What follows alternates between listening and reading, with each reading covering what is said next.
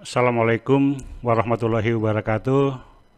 Bapak Ibu, kali ini kita akan membahas sesuatu yang berbeda, ya, untuk pencerahan, untuk sesuatu yang kira-kira kita akan mendapat kesempatan untuk mengembangkan sesuatu pembelajaran, ya, inovasi pembelajaran. Saya sengaja menampilkan materi baru, ya, tentang 3 pilar penting untuk membangun karakter talenta digital, ya. Ini sesuatu hal yang menarik karena apa? Karena saat ini zaman sudah serba digital, ya. Jadi bagaimana kita sebagai seorang guru dapat menyesuaikan diri, dapat memberikan yang terbaik buat anak-anak kita, tentunya dimulai dari diri kita sendiri. Jadi dalam bahasan kali ini, Bapak Ibu, kita akan membahas tentang yang pertama inovasi teknologi digital, yang kedua tentang respon perubahan, ya, dalam arti ini bagaimana respon guru dalam menanggapi perubahan, utamanya talenta digital ini. Dan yang ketiga tentunya berhubungan dengan karakter talenta digital.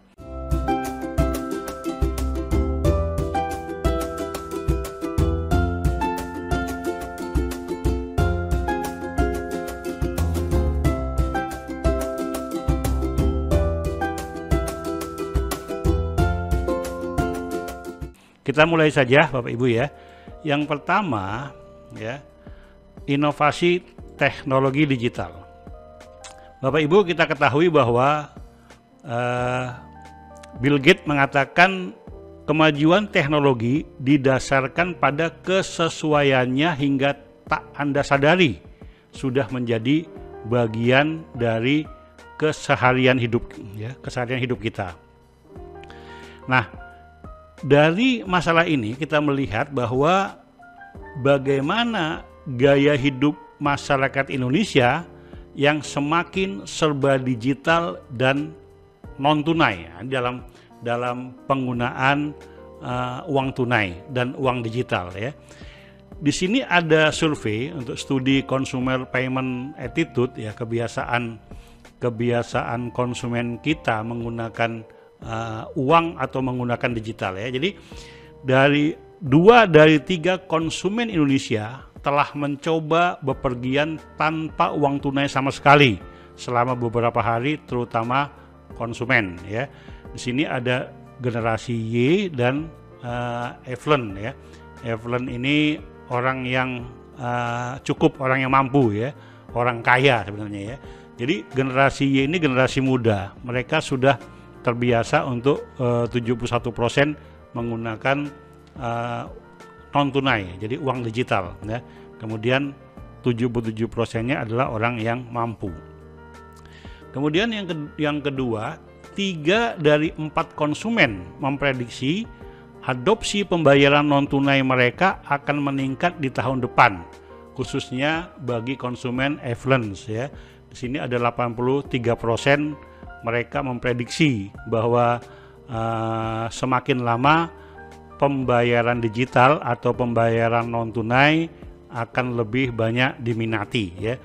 Kemudian manfaat utamanya yang dirasakan responden dari pembayaran non tunai adalah 69% nyaman, ya, 54% bebas repot dan 50% aman, ya. Sedangkan 1 dari 2 orang responden mengatakan bahwa memperkirakan masyarakat non-tunai dapat terrealisasi dalam waktu 2 hingga 5 tahun. Bapak Ibu, kalau pembayaran di masyarakat saja sudah menggunakan digital, bisnis-bisnis lain, ya, semua saat ini sudah serba digital. Lalu bagaimana kita menyikapinya, ya? Namun sebelum itu kita melihat bagaimana pemerintah, dalam hal ini Kementerian Kominfo ya saat ini tengah serius melakukan percepatan transformasi digital nasional ya. Jadi penuntasan infrastruktur internet berkecepatan tinggi di 12.548 desa kelurahan dan 150.000 titik layanan publik ya, termasuk layanan kesehatan yang belum terjangkau layanan internet memadai. Target pada 2022 jaringan 4G tersedia di desa kelurahan seluruh Indonesia ya. Ini pembangunan SDM-nya ada level literasi digital, talenta digital, kepemimpinan era digital ya. Jadi bayangkan Bapak Ibu ya, di sini kita literasi digital ini sedang kita galakkan. Ini talenta digital sedang berkembang saat ini, dan kepemimpinan di era digital ya tentunya nanti yang adalah kepemimpinan masa depan ya, yang kepemimpinan tidak lepas dari hal yang serba digital ya. Pembangunan pusat data nasional ini pemerintah, penguatan ekosistem ekonomi digital dengan memfasilitasi program seperti UMKM ya, jualan online, teknologi digital, atau petani teknologi digital oleh petani, nelayan, dan startup digital. Penyelesaian legislasi primer pendukung ekosistem digital, terutama rancangan Undang-Undang Perlindungan Data Pribadi. Bapak Ibu, sedemikian masifnya ya kondisi digital ini. Nah, yang jadi persoalan tentunya bagaimana respon kita menghadapi perubahan ini ya, yang serba digital ini. Bapak Ibu, dari beberapa buku saya sebelumnya ya, ini buku saya sebelumnya, di sini saya menyimpulkan ya, ada 3 tipe guru dalam menanggapi perubahan ya. 3 tipe guru dalam menanggapi perubahan. Nah, dalam hal ini perubahan apa saja ya? Dalam hal ini perubahan yang menyangkut tentang inovasi dan teknologi digital ya. Yang pertama kita kenal yang namanya guru pasif. Guru pasif ini adalah guru yang tidak mau berubah. Mereka masih saja menggunakan metode-metode analog ya, metode-metode lama, metode-metode yang sudah dia kuasai dan dia tidak mau berubah ya. Kondisi ini tentunya kalau guru saja tidak terbiasa menggunakan hal yang digital, apalagi muridnya ya.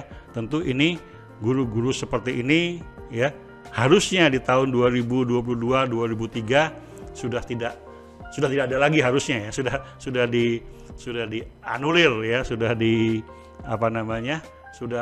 tidak lagi ada di pendidikan kita. Harusnya seperti itu. Namun masih banyak ya. Saya yakin ini masih banyak ya. Nah, tapi kalau mereka mau berubah, mereka mau melakukan sedikit belajar, mau aktif, saya kira masih ada kesempatan. Yang kedua adalah guru reaktif. Nah, guru reaktif ini dia akan berubah kalau perubahan itu datang.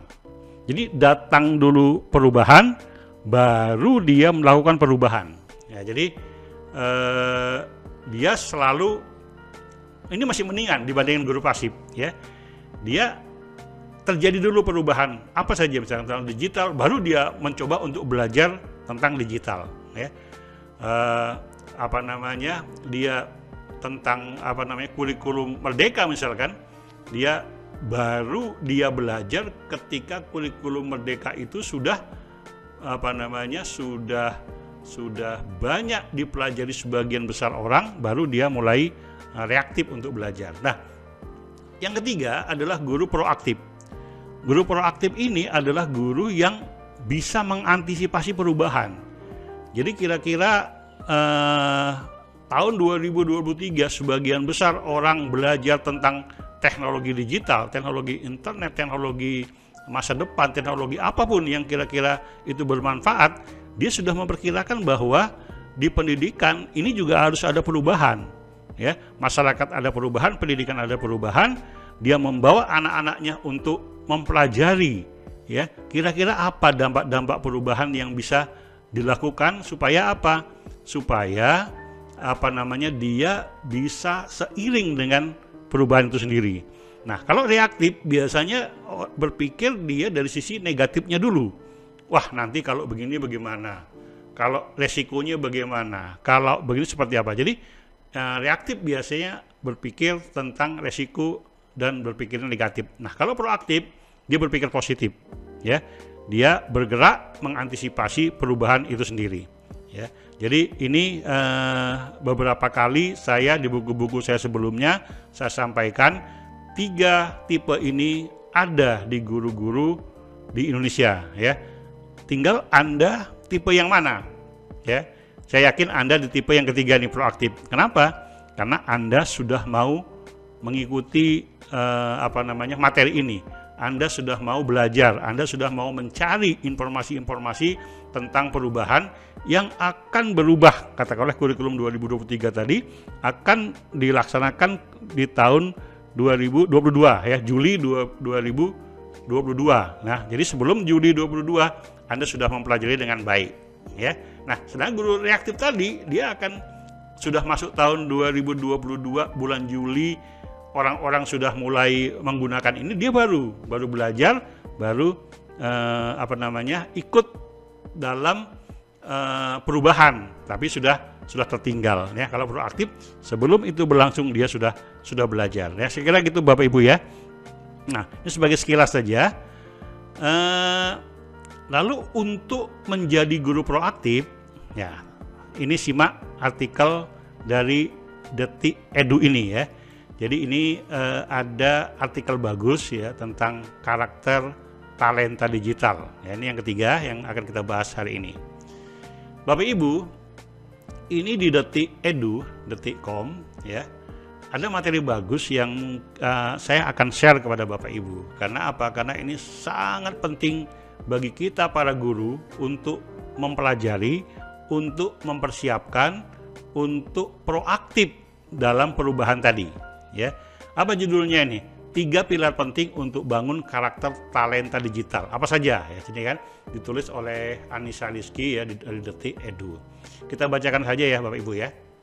Jakarta, Dita Aisyah, co-founder dari Binar Academy, menyampaikan beberapa pilar penting untuk membangun karakter talenta digital. Dalam Binar Academy, terdapat 3 pilar penting yang harus diperhatikan. Jadi kita di Binar ini percaya ada 3 pilar penting dalam hidup untuk membangun karakter talenta digital, ya. 3 pilar itu adalah ourselves, our society, dan our planet. Ungkapnya pada acara peluncuran di Akselerasi Digital Kamis kemarin, ya. Nah, menurut Dita, 3 pilar itu ada karakter-karakter yang perlu dikembangkan. Karakter tersebut nantinya akan menciptakan talenta digital berkualitas. Apa saja itu, ya? Jadi yang pertama tadi, ya, tiga pilar tadi, ya, ourselves, ya, diri kita sendiri, our society, ya, lingkungan kita, keluarga kita, dan yang ketiga adalah our planet, ya. Kita ada dalam satu planet, ya. Nah, yang pertama kita bahas ourselves, ya, pilar ourselves. Pada pilar ourselves ini ada beberapa karakter yang dijabarkan karakter tersebut, diantaranya, ya, intrinsic motivation.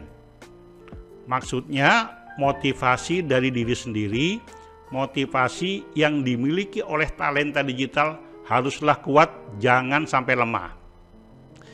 Bapak Ibu, apapun kegiatan yang Anda lakukan, bila mana Anda ingin sukses, ya, yang pertama adalah motivasi dulu.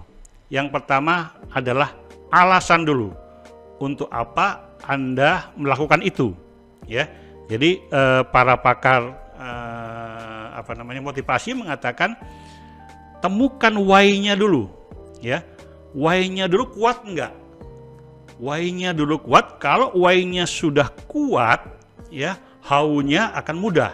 Artinya bagaimananya untuk menciptakan tadi, menciptakan mengapa tadi, menciptakan kenapa tadi. Kalau itu sudah kuat, ya, maka how-nya akan mencari.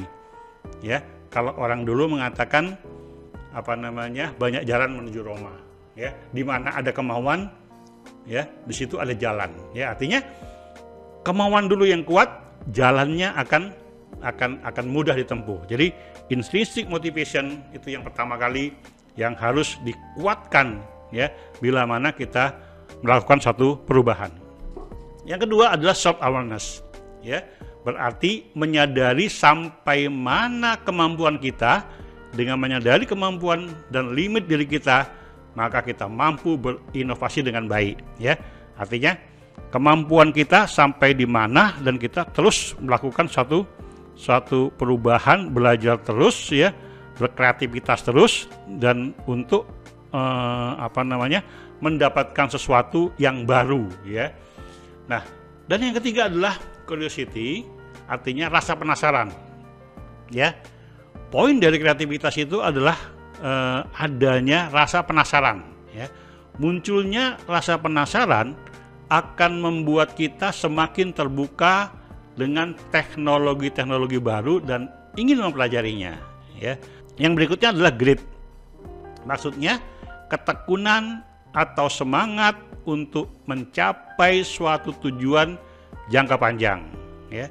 Self-regulate learning, artinya kita harus belajar kapanpun dan dimanapun tanpa harus disuruh. Terlebih pada era sekarang sudah banyak konten-konten gratis untuk mengasah skill, ya.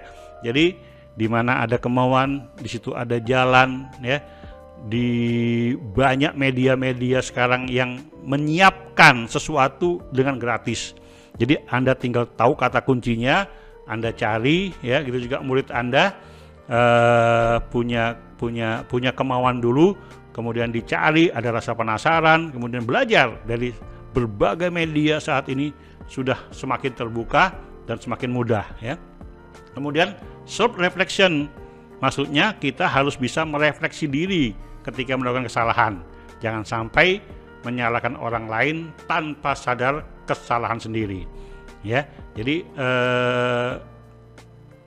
yang namanya satu inovasi, yang namanya satu perubahan itu kesalahan pasti terjadi, ya. Nah, semakin kita tahu kesalahan, kita memperbaikinya dan tidak mengulangi kesalahan yang sama, ya. Itu yang pertama. Yang kedua, Bapak Ibu, pilar our society, ya, ini lingkungan di keluarga, ya, lingkungan di sekitarnya, ya. Collaboration. Seiring berjalannya waktu dan berkembangnya zaman, masalah juga semakin kompleks, ya. Masalah akan tetap mudah selesai apabila diatasi secara bersama-sama atau tidak sendiri. Jadi kolaborasi ini sangat diperlukan. Anda punya apa, Anda punya keahlian apa, kehebatan apa, saya punya apa, ya. Kemudian temannya punya apa sesuatu, didiskusikan dan dicari jalan keluarnya bersama-sama, ya.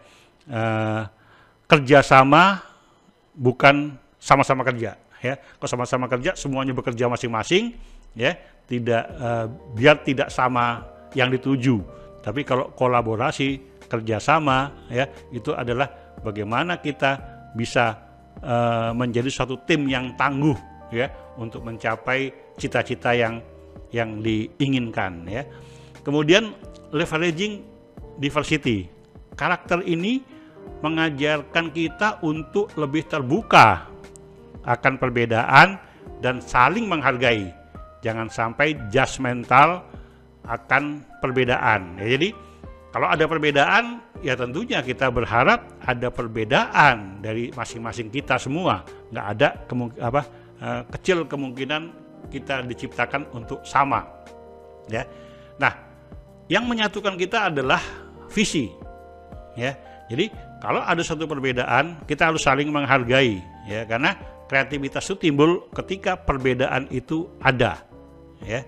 Tapi perbedaannya tidak tajam dan tidak tidak terus diasah, tidak terus disuburkan, ya, tapi bagaimana perbedaan itu justru menjadi kekuatan Anda untuk mencapai sesuatu yang visi yang ditetapkan, ya.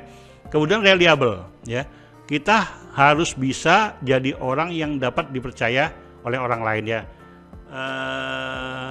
Apapun profesi kita, ya, apapun kegiatan yang kita lakukan, tentunya dipercaya ini mempunyai faktor yang sangat kuat, ya. Bahkan sekarang tidak hanya reliable, tidak hanya dipercaya, tapi bisa diandalkan, ya. Itu hal yang penting, ya. Yang ketiga, Bapak Ibu, pilar our planet, mission driven. Maksudnya kita harus sadar bahwa kita akan ada di planet bumi untuk sebuah misi, ya.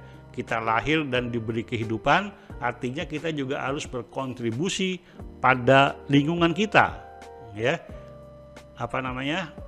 Bumi kita satu, siapa yang merusak bumi, yang lain juga akan kena, ya. Kira-kira demikian. Makanya sesuatu yang baik, sesuatu misi yang baik, yang lahir dari sebuah kehidupan yang baik, ya, tentunya kita juga harus berkontribusi untuk lingkungan kita agar tetap menjadi baik, ya.